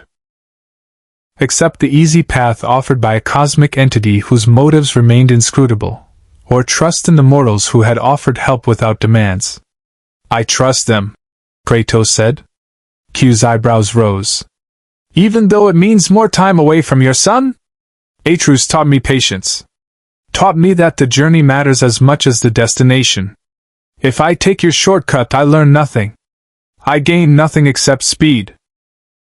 But if I wait, if I let these people help me through their own methods and their own time..." He paused. "Then I prove that I have truly changed from the monster who would sacrifice anything for immediate gratification." Worf stepped forward. "And we will succeed, Q. The Federation and Empire working together, that alone is remarkable. Kratos' presence has forced us to cooperate in ways we've struggled to achieve since the Dominion War ended. His patience honors both our efforts and his own growth." Q was silent for a long moment. Then he smiled. Not his usual theatrical smirk, but something genuine. "Remarkable," Q said softly. "Truly remarkable. Very well, Kratos. I won't send you home. But I will give you something else instead. He snapped his fingers, and time resumed in the chamber. Dax and Koroth continued their movements as if nothing had happened. I've adjusted the dimensional coordinates in their calculations. What would have taken months will now take days. Consider it a gift. Not for you, but for showing me that even godslayers can choose wisdom over power. Q began to fade, his form becoming translucent. Oh, and Kratos? When you do get home? Tell your son that he taught you well. The continuum needs more examples like that. Then he was gone. Kratos and Worf stood in the ritual chamber, both slightly disoriented. Dax looked up from her console, frowning. Did you two just disappear for a second? My sensors registered a temporal displacement, but... Q, Worf said simply. Oh, Dax replied, as if that explained everything. Which, in a way, it did. Well, good news. I think I've solved the dimensional frequency problem. The calculations are aligning perfectly, almost too perfectly. Like someone adjusted the universal constants to make our job easier. Kratos met Worf's gaze, and understanding passed between them. How long? Kratos asked. 72 hours, Dax said. 3 days to gather the ships, coordinate the power output, and open a stable rift to your dimension. Assuming nothing goes wrong. 3 days. After everything, just 3 more days. Kratos nodded slowly. Then let us begin. The fleet assembled around Boreth over the next 48 hours, a sight that would have been unthinkable a month ago. The USS Defiant held position at the center of the formation, its compact frame bristling with weapons that spoke of wartime necessity. 3 Klingon battlecruisers flanked it, the Pag, the Rotaran, and Chancellor Martok's own Navar. Even the monastery itself had been converted into a power relay station, its ancient stone framework now threaded with modern technology that made Koroth wince every time he walked past a sacred alcove filled with isolinear chips. Kratos stood in the ritual chamber, watching the preparations with the patience he'd learned from Atrus. Dax worked at her expanded console array, coordinating power distribution calculations with Klingon engineers who still looked at her with barely disguised skepticism. Worf served as translator and mediator, his unique position allowing him to bridge cultural gaps that would have collapsed the entire operation otherwise. The dimensional frequencies are stabilizing, Dax reported, her voice carrying the exhaustion of 2 days with minimal sleep. We're creating a resonance cascade using the ship's warp cores and synchronized output. It's like, imagine trying to ring a bell that exists in another dimension. We need to hit the exact frequency, at the exact amplitude, at the exact moment. And if you miss? Koroth asked from his position near the ritual circle. Then we create a subspace rupture that could destabilize local space-time for light years, Dax said cheerfully. But we won't miss. Probably. Martok's voice crackled over the comm system.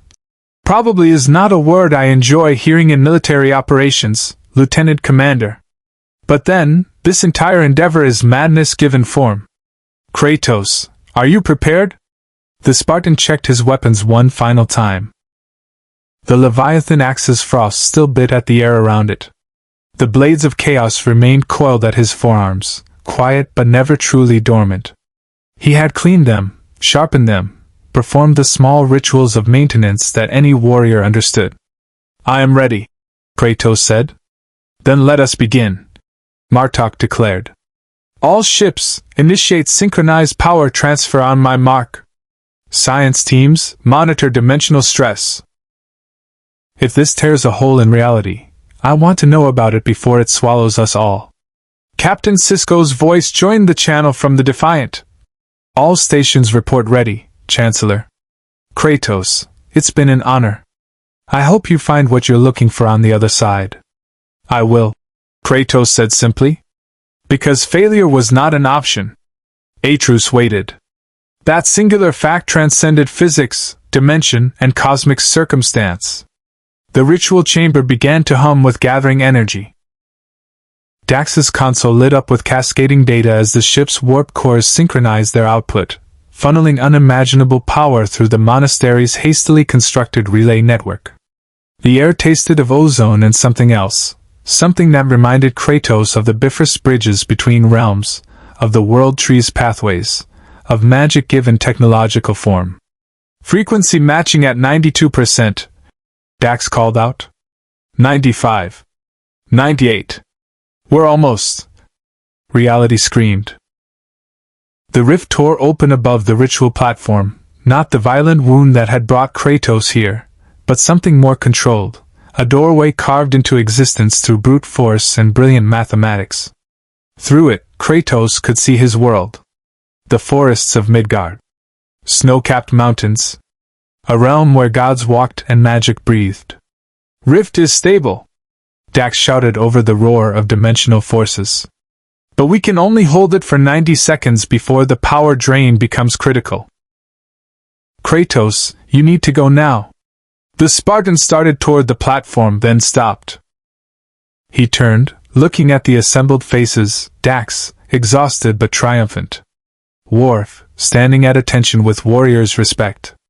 Koroth, the cleric who had granted him sanctuary when he had nowhere else to turn. Beyond them, transmitted voices of Sisko and Martok, leaders who had set aside politics to honor a single warrior's need to return home. "Thank you," Kratos said, the words simple but weighted with meaning he rarely expressed. "You owed me nothing. Yet you gave everything. I will not forget this." 45 seconds, Dax warned. Kratos stepped onto the platform, feeling the dimensional forces pulling at him, trying to sort which reality he belonged to.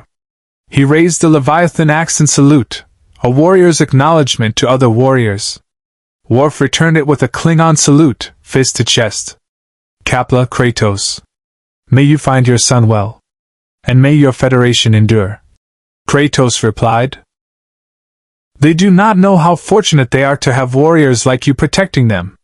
The rift pulsed, reality growing impatient with the bridging of incompatible physics.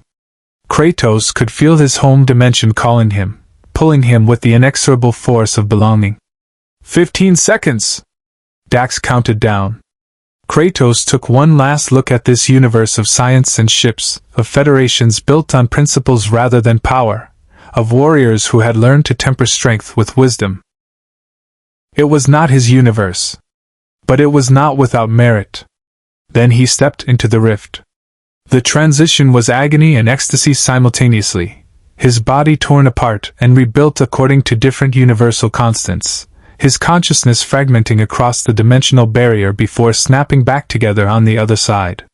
He felt the raw magic of his realm flowing through him again, filling spaces that science-based reality had left hollow. Kratos materialized in the forests near his home, exactly where he had been when the Klingon ritual had pulled him away. Snow crunched beneath his boots. The air smelled of pine and winter.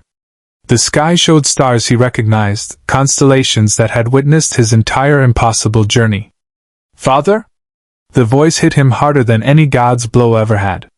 Atreus stood 10 meters away, bow drawn, eyes wide with shock and relief and questions that tumbled over each other too fast to speak. The boy had grown slightly in the weeks Kratos had been gone, not much, but enough to notice. Still young. Still vulnerable. Still everything that mattered. "Atreus," Kratos said, and his voice cracked on the single word. The boy dropped his bow and ran. Kratos caught him, lifting his son off the ground in an embrace that tried to compress all the fear and distance, and desperate hope into a single moment.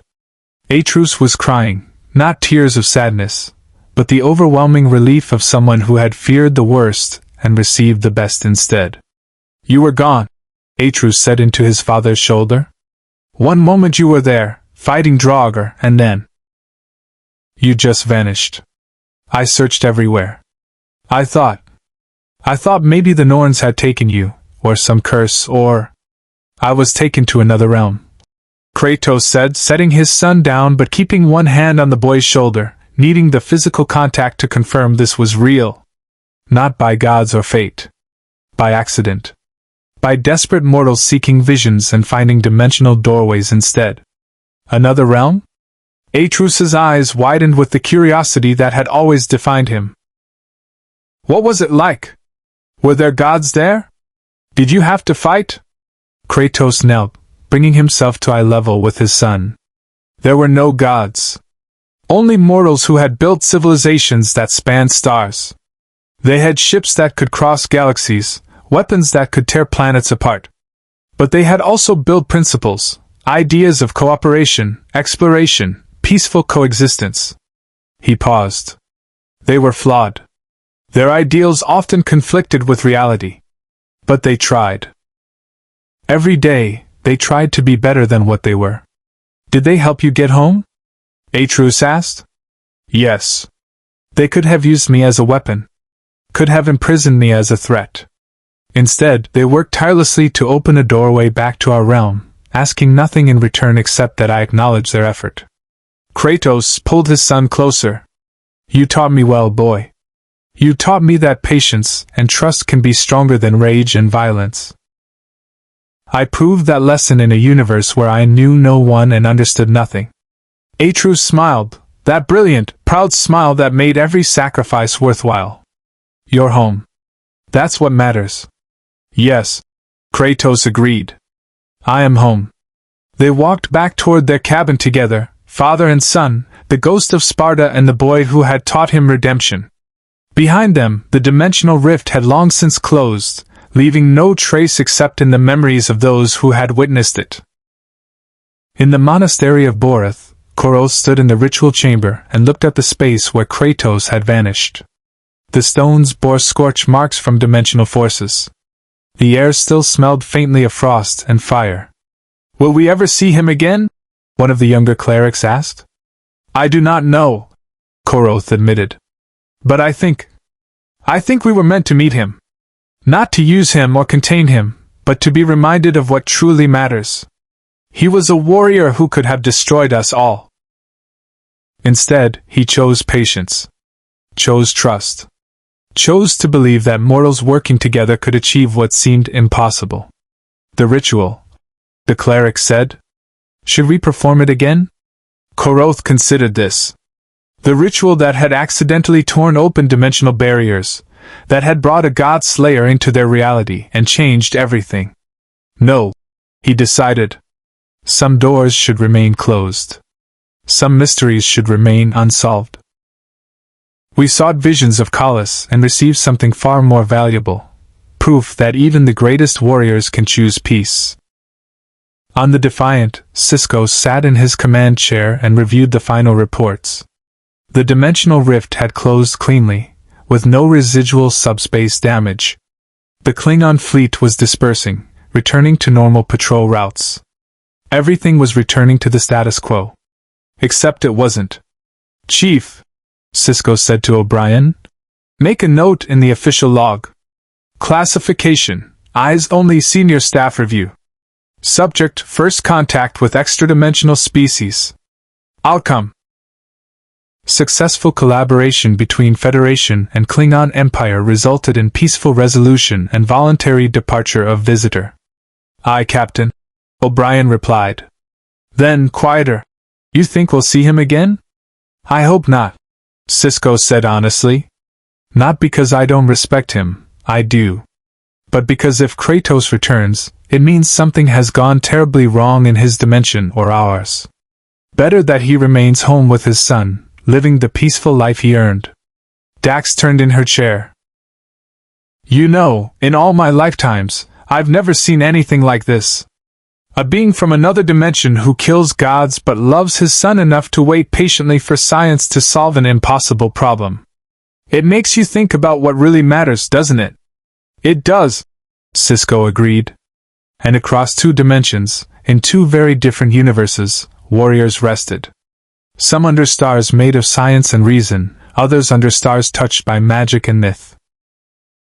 But all understanding, perhaps for the first time, that the greatest strength was knowing when to put down your weapons and simply live. The story of Kratos in Klingon space became legend in both dimensions, though the details varied wildly depending on who told it. The Klingon Empire remembered him as a warrior who earned Chancellor Martok's respect without ever joining a house, a feat considered impossible until Kratos made it real. Songs were written about the godslayer who appeared on Boreth and taught the Empire that strength without wisdom was hollow. Young warriors trained harder, trying to match the discipline of someone who could kill but chose restraint.